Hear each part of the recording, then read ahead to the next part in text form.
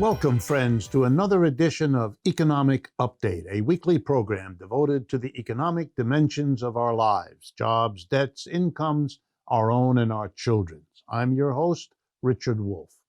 As we jump into this new year, today's episode was recorded near the beginning of the COVID pandemic, and it is airing today because our team took time off for the holiday season.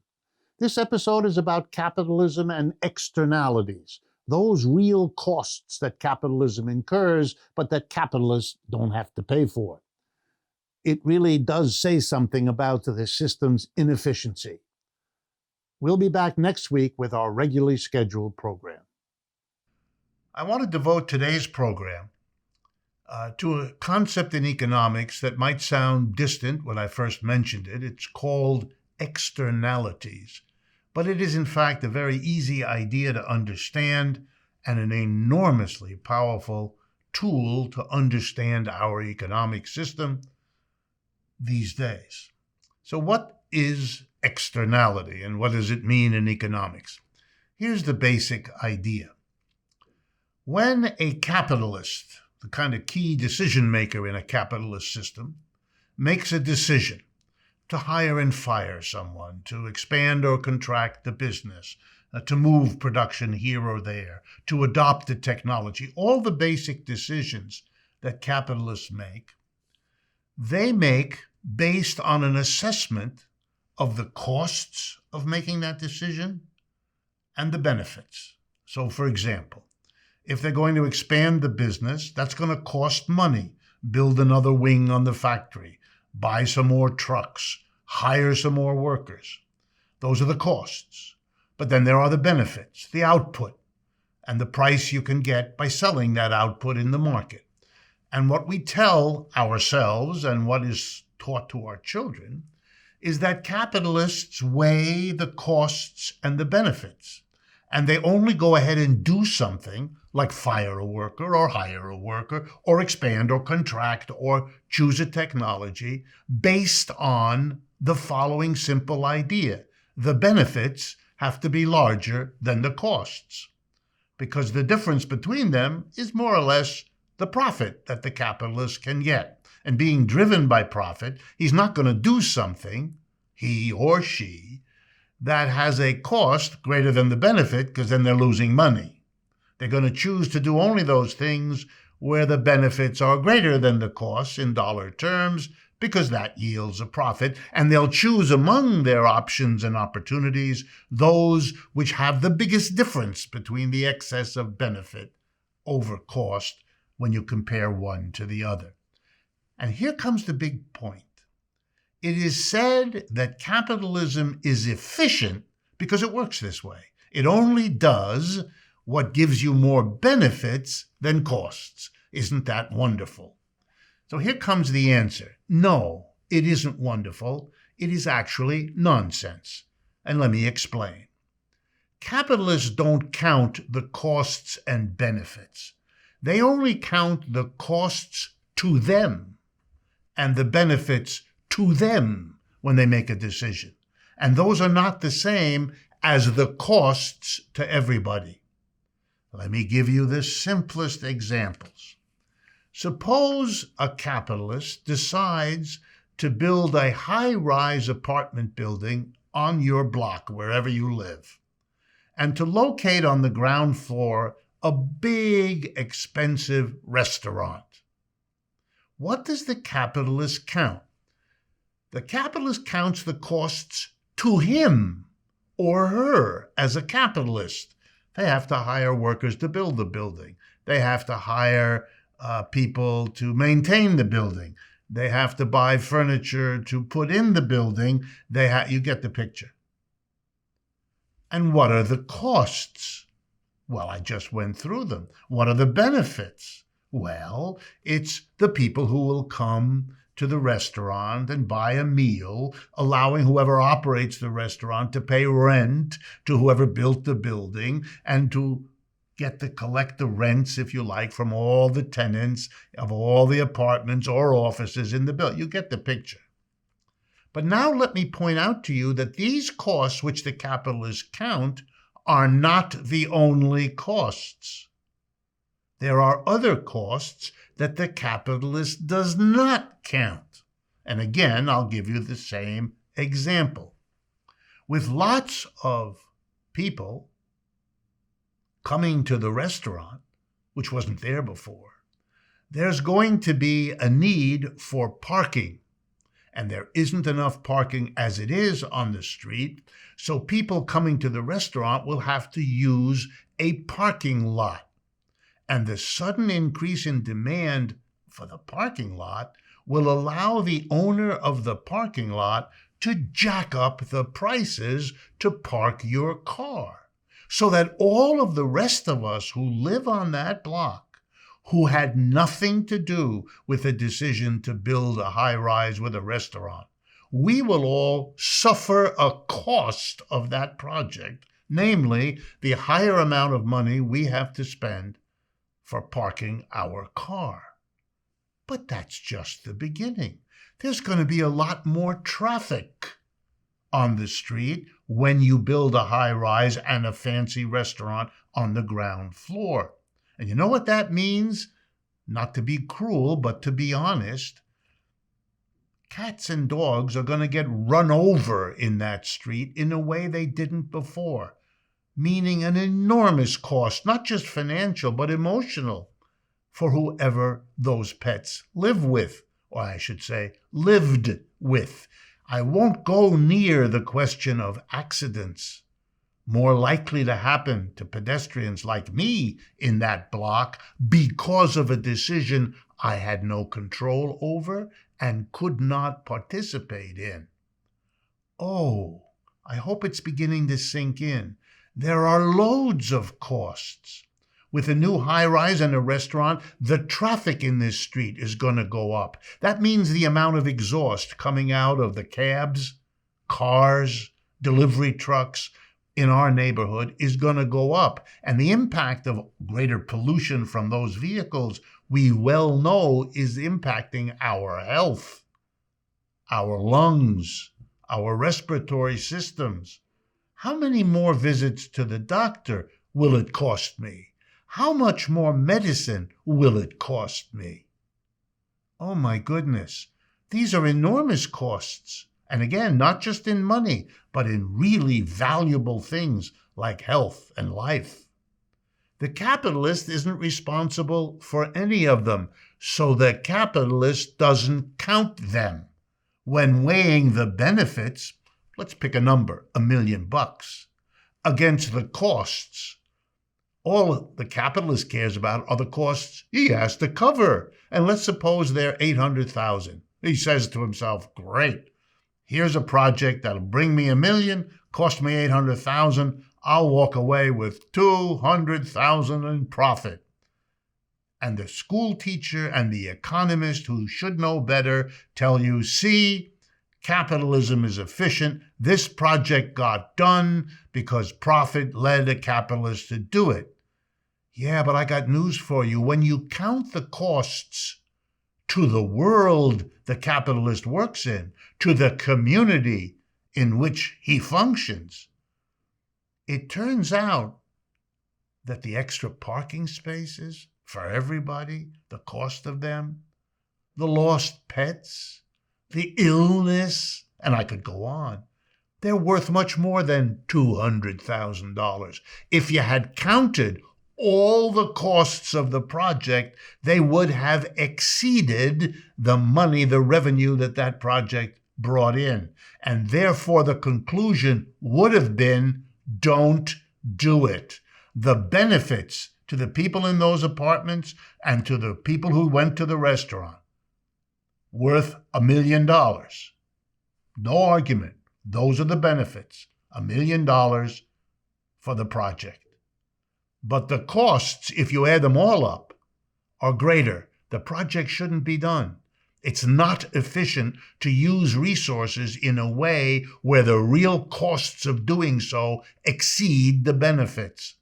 That's the opposite of efficiency when you do that. Capitalism does it all the time because we don't charge capitalists for all the costs of what they do. And they, by the way, half know it because they go out of their way not to pay them. Let me give you an example. We know that for a capitalist, when looking at hiring a person to work in the capitalist enterprise, makes a decision. How much extra will I be able to sell in the way of producing goods and services and marketing them if I hire John or Mary compared to what I have to pay John or Mary? If I have to pay John or Mary $30,000 a year, but they add to the business of what I have to sell $50,000 a year by what they add in the way of their brains and their muscles, well, then I'll hire them. I'll hire them because I get more in revenue, $50,000, than I pay them, $30,000. And by the same token, suppose the opposite. Suppose it cost $50,000 to pay for John or Mary, who've been working in your company for 5 years. But when you look at it, what they add to your business, what you would lose if you fired them, is only $30,000. Wow. Then it'd be smart to fire them because you saved the $50,000 you would have paid them, and you only lose $30,000 because that's all they added. So you fire them because for you, the only cost of firing them is the $30,000 of output you don't get anymore because they're not there. But here again, let's look at the costs our capitalist doesn't count. Costs that are external to his counting system, external to what a capitalist has to see. Well, if you get fired, here's some costs. You're going to feel terrible. You may need psychotherapy. It's very expensive.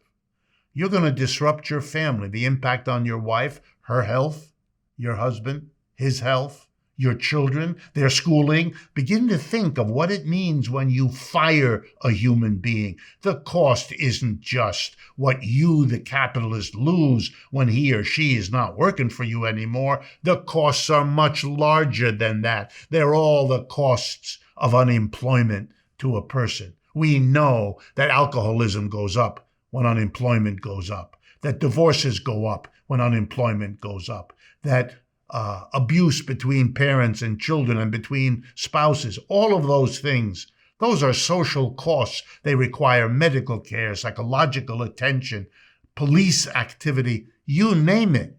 The social cost of unemployment is way larger than the private cost to the employer, but we allow the private employer, based on what private costs he counts, to make the decision whether or not to fire. That's not efficient. That is inefficient.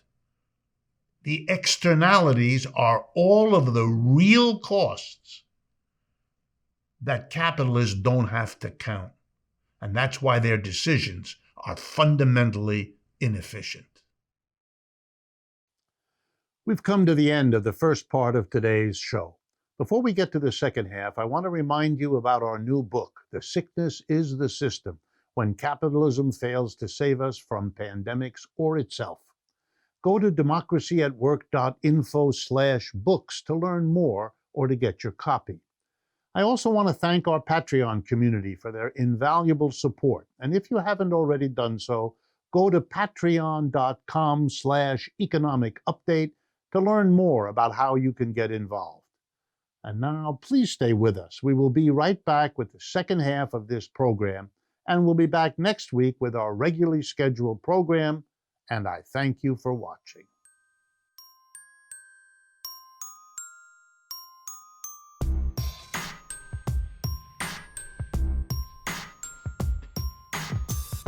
Welcome back to the second half of today's economic update, devoted to this concept of externalities. And let me remind you again, all that externalities refers to are the costs of capitalist activities that capitalists don't have to count.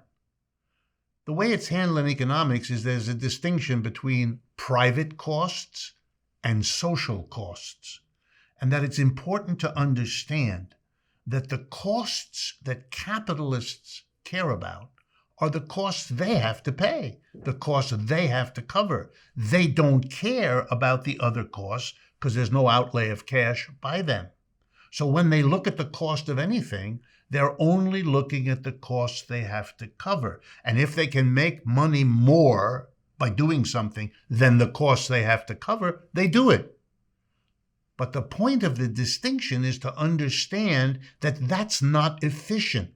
Now, there is a way that most people kind of get that these days, even if they're not familiar with the concept. It has to do with environmentalism. You know, we're all aware that for decades, all kinds of capitalists, manufacturers, service providers, have been choosing to do things that they claim were profitable and that they claim were efficient, as have the economists who defend this. But they're wrong. We now know that, for example, the trucking firm that took care of waste products that were polluted in all different ways, that trucking firm only took into account the private costs it faced. It had to buy the trucks, it had to hire the truck drivers, it had to pay for the gas that works the truck, and so on. But what that truck spewed into the air and the damage done by the exhaust from that truck to the health of people, to the number of doctor visits they had to undergo, to the speed with which gardens had to be replanted because the polluted air particles fell on the plants or corroded the rubber in their tires or diminished the number of years that the paint would last on their homes. The stories are infinite. None of those costs are borne by the capitalist. We, the people, pick up the costs. We have to clean our houses more often. We have to buy vacuum cleaners more often to clean the results of that pollution. We pay for the vacuum cleaners. We pay, you get the picture. The costs are real, but they're not paid for by the capitalists. So when the capitalist counts, is this project worth doing? Are the benefits greater than the costs? Because the capitalist only counts the private costs he or she has to cover, the calculations made by capitalists are not the right ones. They don't get you the efficient outcome. Capitalism isn't efficient, and it never was, because it fails to count the social costs. It only counts the private costs, and those are never all of the costs. Indeed, I want to give you 2 or 3 more examples to drive the point home. Okay, here's one. When you hire a worker, you often make that worker not only come to work 9 to 5, 5 days a week, but you do something else. You make that worker a productive member of society, or at least you help him or her to be that. Well, keep that in mind when I ask you what happens when you fire a worker. Capitalists fire workers when it isn't profitable to keep them. Every honest capitalist will tell you that. I'm not here to do favors for my employees. It's a deal. I pay you X, and you come to work, and I keep what you help produce in my factory, in my office, in my store, whatever. The capitalists are clear, so let's be clear with them. When you fire a worker, what is the cost to the capitalist? The answer is you don't have the output that worker's effort helped you to get to sell. If you fire a worker, that's one less widget that worker helped to make, or it's less of a quality or quantity of a service that worker helped you to sell. That's your cost, and that's what you look at. You compare what you get from that worker's productivity, we call it, against that worker's cost, because that's your only cost, paying the wage. Okay, now you fire the worker because what you got from him or her is less than what you were paying him or her in the way of a wage or salary. But now let's look at the social costs. That worker is now going to suffer a certain amount of psychological loss of self-esteem, psychological stress, psychological bad mood. You get the picture. And because that worker is a married man or woman, for example, his or her spouse is going to be affected by the unemployment. They're going to smoke more cigarettes than before, drink more alcohol than before, see a therapist in the way they didn't before, have marital troubles that will require a counselor in a way they did not before. And I'm not done. Their children will face a disturbed and troubled household. Their performance in school will deteriorate, necessitating a tutor, if they can even afford one. I could go on, but you're beginning to see the social cost of firing somebody is much greater than the private cost to the capitalist, who simply loses whatever that worker helped to produce. Okay? Therefore, rationally, in a society that was governed by using your head, you wouldn't fire John or Mary if I could show you that the social cost of doing so is greater than the benefit. The capitalist saves on the wages, doesn't have to pay the wages. That's a benefit to the capitalist. But to the society as a whole, from the destruction and damage done by laying that worker off, the costs, medicine, alcohol, tobacco, therapy, you name it, much larger.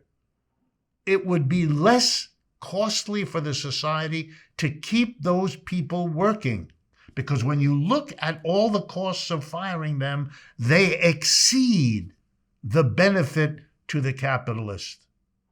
Yes, the capitalist doesn't have to pay wages, saves, let's say, $50,000 that you don't pay that worker.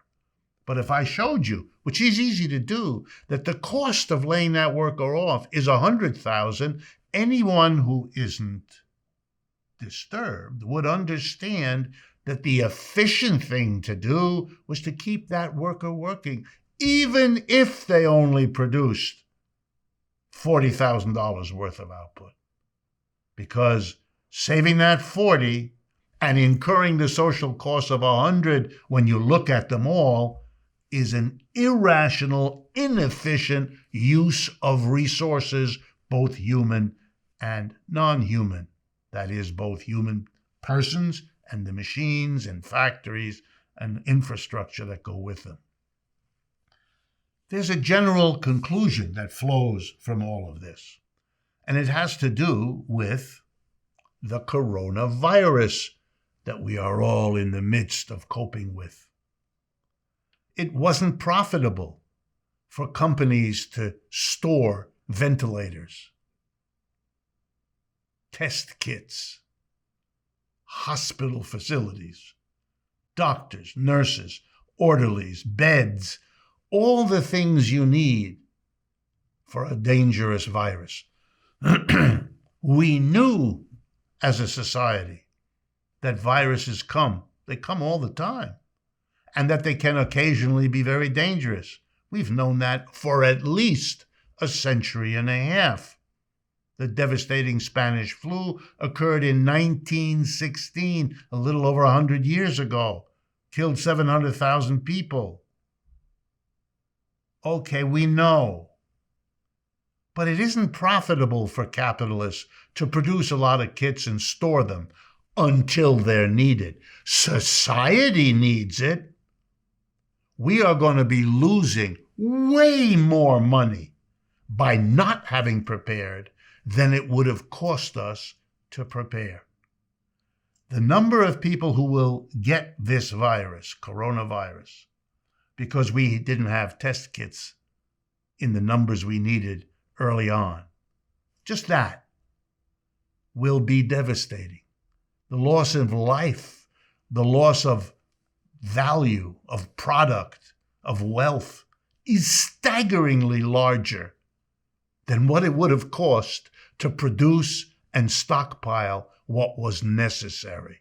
It wasn't efficient. It was profitable, but it wasn't efficient. Let me say that again. What is profitable is not what's efficient. What's efficient is a social calculus. That's why society needs a socialized economic system if it's going to get anywhere near efficiency. It makes no sense to take a minority of the population, capitalists, and organize the decision about how we use our resources to produce profit for them. We're here. We are not machines. We're human beings. The vast majority of us are not capitalists, and yet we're required to live with the inefficient decisions we allow to be made by a small minority of capitalists who only count the costs they have to pay for. And they don't have to pay for our psychological problems, for our environmental damages, for all the social costs that they are not privately required to cover and that they therefore don't count. That's a crazy system. That's a system that doesn't work. We shouldn't be surprised that capitalism didn't do a good job with the coronavirus. It was, again, the problem, the deeper problem that we need to learn, or else we'll do this all again 2, 3, 5 years down the road when the next virus threatens us. There's got to be a systemic response. We have to make decisions that are based on a social counting. We know we need to be ready for the next virus. We have a private profit system that doesn't do it, and that has captured the government so that the government doesn't make them do it either. Because they elect people that let this system go on and that support it. To watch Mr. Trump worry about the airline industry, the travel industry, when what he's got is an emergency of dealing with the health problems of a population, is just another symptom of a system that's all messed up. Capitalism's time has come, but it has now gone. We can do better. We know what we need. We understand the limits of capitalism, including its incapacity faced with the costs it calls externalities. They're not really external because we have to live them. They're internal. They're only external for the capitalists to whom we have given a pass that they don't have to count and take account of them, just we do. That's unjust, and it's also inefficient. And those are the adjectives that apply to a system that works this way. Thank you for your attention, and I look forward to speaking with you all again next week.